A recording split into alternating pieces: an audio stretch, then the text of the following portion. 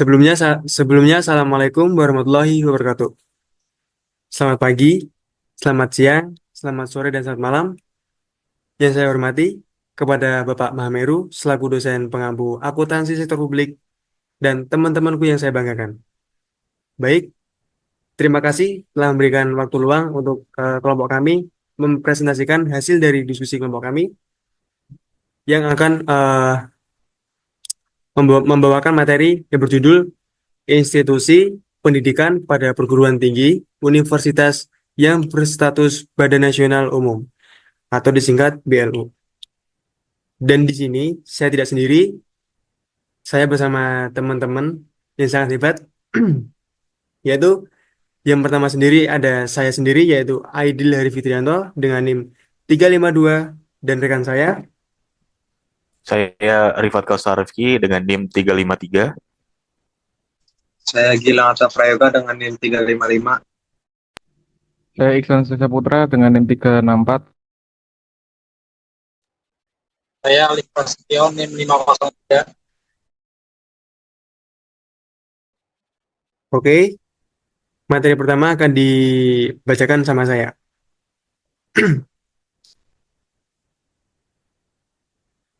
Yang pertama ada pendahuluan, yaitu pendidikan tinggi memiliki peran penting dalam meningkatkan kualitas sumber daya manusia, sehingga perguruan tinggi dituntut untuk dikelola secara transparan, akuntabel, dan profesional melalui penerapan good university governance, terutama seiring perubahan status menjadi badan layanan umum yang menuntut sistem akuntansi universitas yang andal sebagai dasar pengambilan keputusan dan pertanggungjawaban publik. Selanjutnya akan dijelaskan sama rekan saya. Silakan. Berikutnya ada akuntansi universitas. Dalam Halim dan Kusufi tahun 2012 mendefinisikan akuntansi dari sudut pandang proses adalah suatu proses yang pengidentifikasian, pengukuran, pencatatan, dan pelaporan transaksi ekonomi dari suatu organisasi atau entitas yang dijadikan sebagai informasi dalam rangka pengambilan keputusan ekonomi oleh pihak-pihak yang memerlukan. Universitas merupakan salah satu institusi pendidikan yang berbentuk perguruan tinggi selain akademik, politeknik, dan institut. Dalam aplikasi akuntansi, dananya dapat dilihat dari praktik akuntansi. Universitas sebagai salah satu jenis organisasi nirlaba. Gens universitas dikelompokkan menjadi dua, yaitu universitas yang dikelola oleh pihak swasta, private university, dan universitas yang dikelola oleh pihak pemerintah, public university.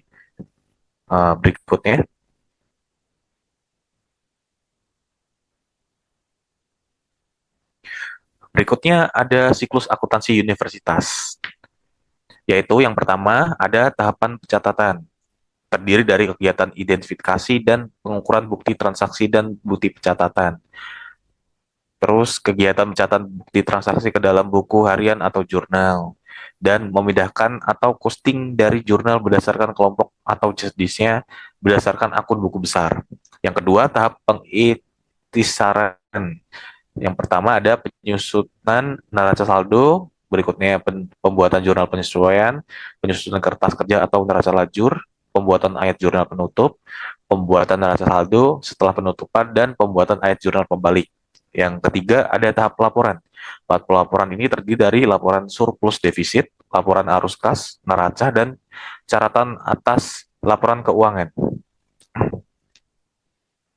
Berikutnya, ada layanan umum atau BLU.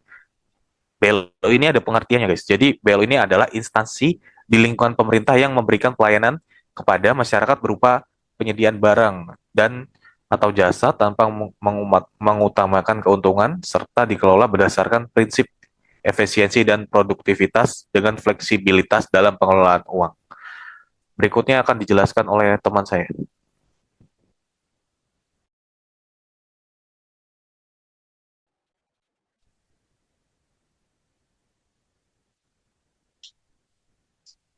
Selanjutnya ada Badan Layanan Umum BLU, tujuan BLU adalah tujuan dalam meningkatkan pelayanan pada masyarakat dalam rangka memajukan kesejahteraan umum dan mencerdaskan kehidupan bangsa melalui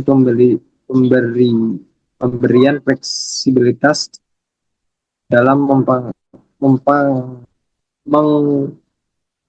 pengelolaan keuangan, penerapan prinsip efisiensi dan produktivitas serta pelaksanaan praktik bisnis yang sehat tanpa mengutamakan pencarian keuntungan.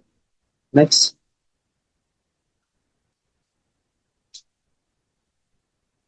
Selanjutnya ada akuntansi laporan keuangan BLU berdasarkan SAP. Yang pertama ada pendapatan. Pendapatan adalah semua penerimaan kas umum negara yang menambahkan ekuitas dana lancar dalam periode baru yang bersangkutan menjadi hak pemerintahan dan tidak perlu lagi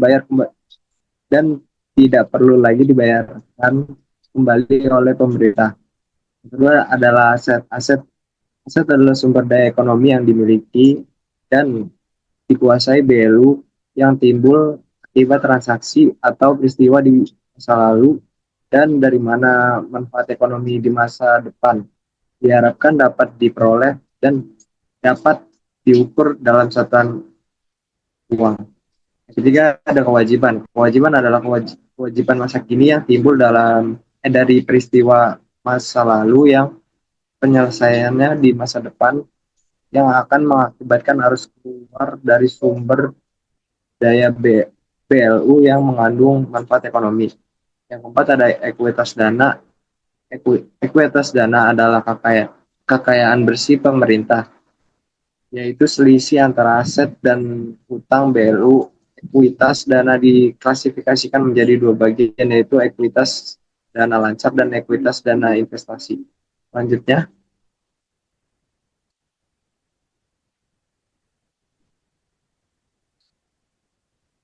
ada implikasi penerapan BLU terhadap aplikasi akuntansi. Pertama ada keuangan dan anggaran.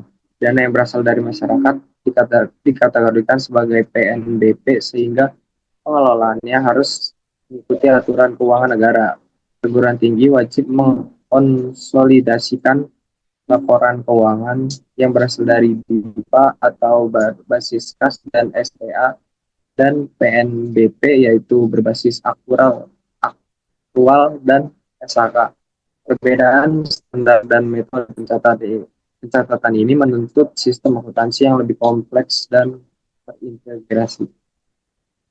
Yang kedua ada pengelolaan aset. Seluruh aset yang digunakan universitas menjadi barang milik negara dan harus dikelola sesuai peraturan pemerintah. Setiap proses pengelolaan aset, mulai dari pengadaan hingga penghapusan, memiliki konsekuensi akuntansi yang harus dicatat secara tertib dan akurat. Ketiga ada pengelolaan piutang dan utang.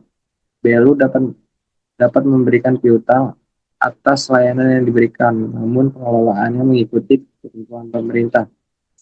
Penghapusan piutang harus sesuai peraturan yang berlaku.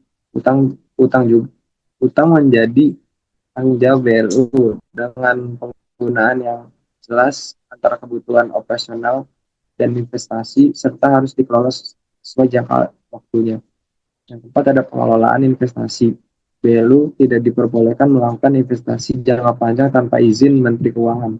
Jika BLU mendirikan atau memiliki badan usaha, pemilikannya berada pada negara, sementara hasil keuntungannya dicatat sebagai pendapatan BLU.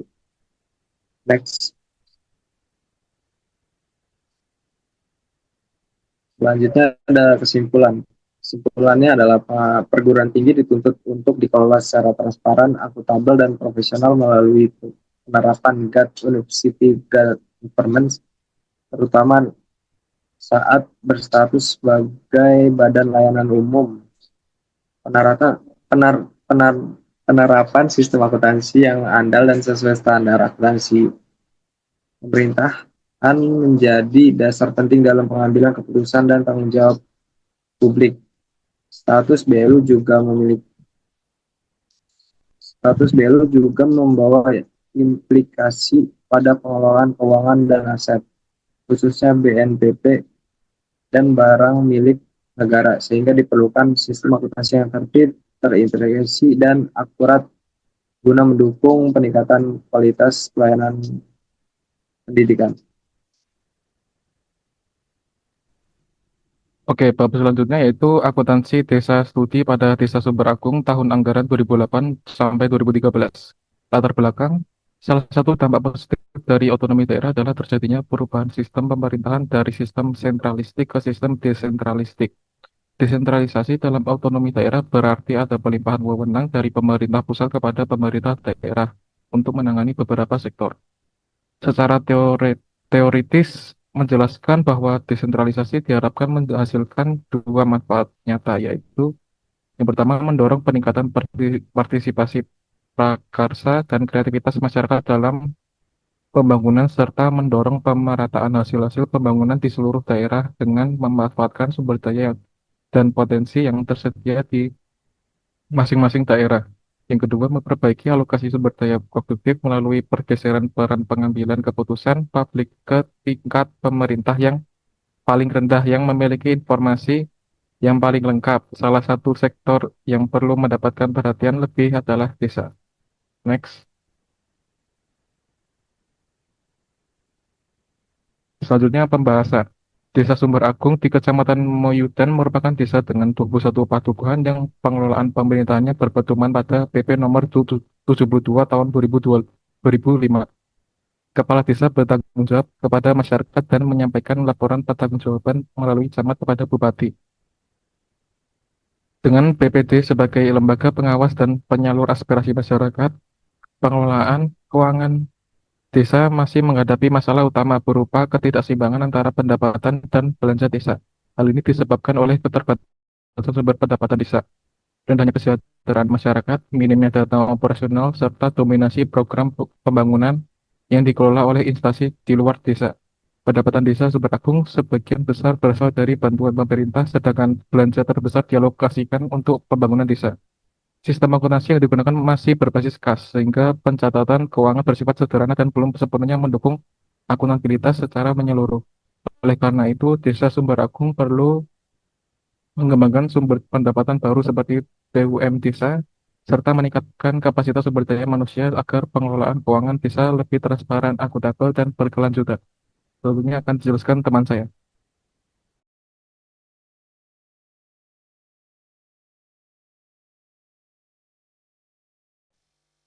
Selanjutnya adalah tantangan UU nomor 6 tahun 2014 tentang desa. Pengesahan UU nomor 6 tahun 2014 membawa perubahan besar bagi desa, terutama dengan meningkatnya alokasi dana dari pemerintah pusat ke desa. Kebijakan ini bertujuan mendorong pembangunan desa dan pemerataan pembangunan antara desa dan kota. Namun, peningkatan dana tersebut menuntut pengelolaan keuangan desa yang transparan dan akuntabel agar manfaatnya benar-benar dirasakan masyarakat.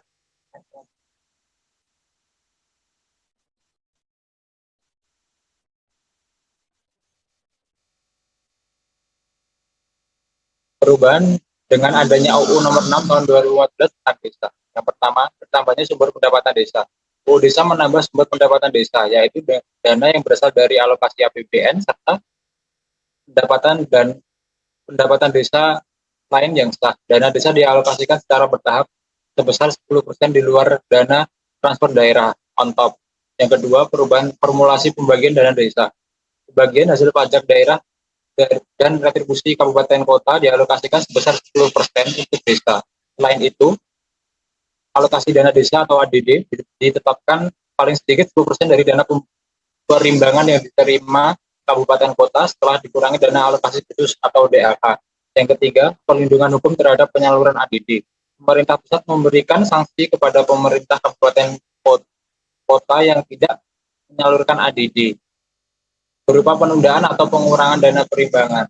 Ketentuan ini bertujuan menjamin kepastian penyaluran dana ke desa. Yang terakhir adalah meningkatnya tuntutan transparansi dan akuntabilitas. Karena dana yang diterima desa menuntut adanya sistem pengelolaan keuangan desa yang transparan, akuntabel, serta didukung oleh pedoman teknis yang jelas.